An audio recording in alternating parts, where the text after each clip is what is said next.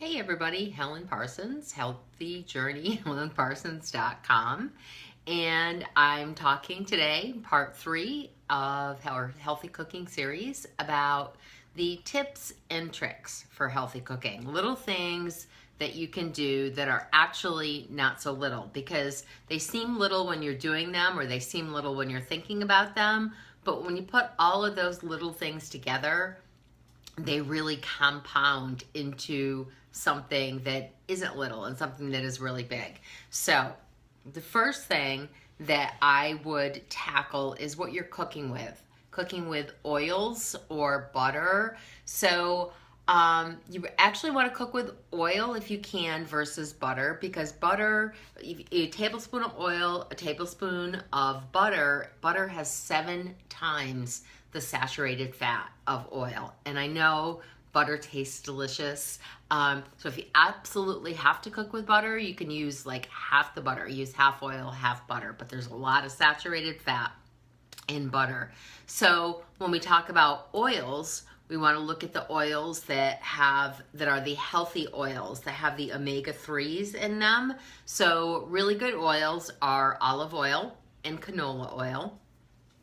You can also use coconut oil is a good one, and I know a lot of people that use avocado oil. So you want to be also really conscious of how much you're cooking with. I used to just pour the oil in the pan and think, oh, I'm only using like a teaspoon, couple of teaspoons, and then I started measuring it, and I was actually using a whole lot more. So being aware, because a tablespoon of olive oil, well, it's the good fat, and we tell ourselves, oh, that's the healthy fat.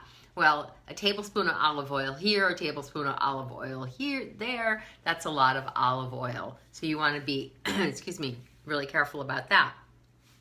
Types of cooking. So when you look at, let's say you have a piece of chicken, how are you going to cook that? Are you going to grill it? Are you going to broil it? Are you going to bake it? Are you going to fry it? Because I mean, who doesn't like fried chicken, right? So let's get rid of fried right off the bat. That is not good. That is never good. Okay, so we're gonna take fried right off the table. Now you can oven fry chicken, much better. But if you're gonna have, like, what is my best choice? Your best choices are grilled or broiled, usually because those high temperatures are gonna sear in your juices, and you're requiring less oils, butters, anything like that to cook it with. We generally grill or broil pretty plain, so you're not having those calorie-laden things that are kind of that you're cooking the piece with. So we go grilled or broiled, baked, no fried. Okay. Steaming vegetables. You want to steam vegetables because steaming vegetables is how you keep them nutritious. If you just put a bunch of vegetables in boiling water and then drain them, you are throwing out all of the nutrients, all of the good reason that you're having vegetables. So if you have a steamer, obviously that is ideal, but if you don't, there's other things that you can do. You can steam in the microwave. You can there's little inserts that you can buy that are fairly cheap. You can buy them at any store. It's just a steaming insert, and then you can put that in any pan.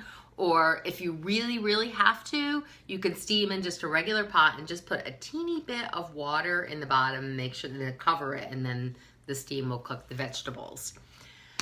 Sugar has been a big thing for me. And I did not realize how much sugar I was consuming until I really started to pay attention to it. And I really started to look at how much added sugar there is in things. I mean, I knew I was consuming sugar if I had a sweet treat, but I didn't know how much sugar I was consuming in everything. So really looking at those packages is important. So you want to avoid the added sugar. Added sugar is not good. There are foods that have natural sugars. That's great. That's fine. You do want to watch how much you eat of them, but you really want to eliminate the added sugars. They are not good. It has all sorts of really, really bad effects on your body and on your organs and on your brain. It's just bad stuff. So there's a lot of research out there in terms of the effects that sugar has on us. So you might want to check into that. So if I am using a sweetener, I want some sort of natural sweetener and in small quantities. I use raw honey, maple syrup, or stevia. Those are my 3 natural sweeteners. When we talk about grains, you want whole grains. You want to stay away from the refined, stay away from the white stuff. Your whole grains, well, let's talk about refined, what happens when they're refined that turns them into the white stuff. It's a process, and so they're processed foods, and the nutrients are depleted from the grains when they go through this process. So whole grains are definitely much better because they're not processed, but also because they have all sorts of positive effects. Whole grains are higher in fiber, so they have positive effects on your cholesterol, your risk for heart disease, type 2 diabetes, your risk of colon cancer. So whole grains, good stuff. Portions. Portions are another tricky thing, because if you look at your plate and you're like, oh, that's not that much food, or that's about the right, because everybody does the fist size for the hand or for the meat, but unless you're actually paying attention to like measuring things out, you're going to be amazed again at how much you are eating. So when I first went on the first part of my journey, I was actually weighing foods and being very conscious of how much I was eating, and I was stunned at the portions that I was actually giving myself that I thought were normal portions. So portions, really, really important. Really big healthy cooking tip is about salt. We cook with salt. It's just kind of what we know. We cook with salt. We add salt to our meal before we've even tasted it sometimes.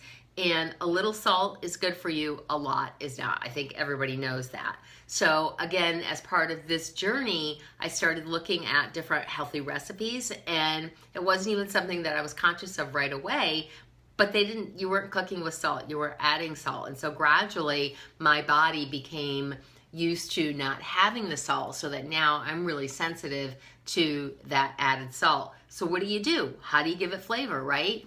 Herbs. Dried, fresh herbs, oh my goodness, they add so much flavor to your food, so much healthier. They're not giving you any bad stuff.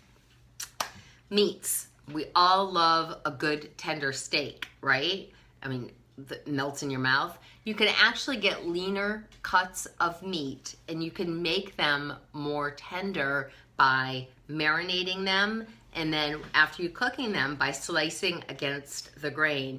For example, I just cooked a flank steak the other night that was delicious. Very, very lean piece of meat. So if I weren't paying attention and I just threw it on the grill and cut it, it would basically be unchewable, but I marinated it for like 8 hours. And then when I was slicing it, the grain is very defined. So I was slicing at an angle against the grain. That stuff was melt in your mouth good. The last thing I want to talk about is cheese, because everybody likes cheese, right? You like to cook with cheese. So you don't have to give that up. Here's what you can do to make it healthier. You cook with a stronger cheese, a bolder, a sharper cheese, and then you can use half. So like your Parmesan, your blue, your sharp cheddars. If you're cooking with something that has that intensity of flavor, you don't have to use that much. So there's so much more that I could absolutely talk about in terms of things that you can do when you're cooking to make your meals healthier. But I'm also going to touch on that, I think, a little bit in part 4, where I talk about some of the gadgets that you can get. So I had to be careful not to have a lot of overlap. But there is so much to healthy cooking, and so much that seems like a little thing, but it can be a really, really important thing. So until part 4, have a good one.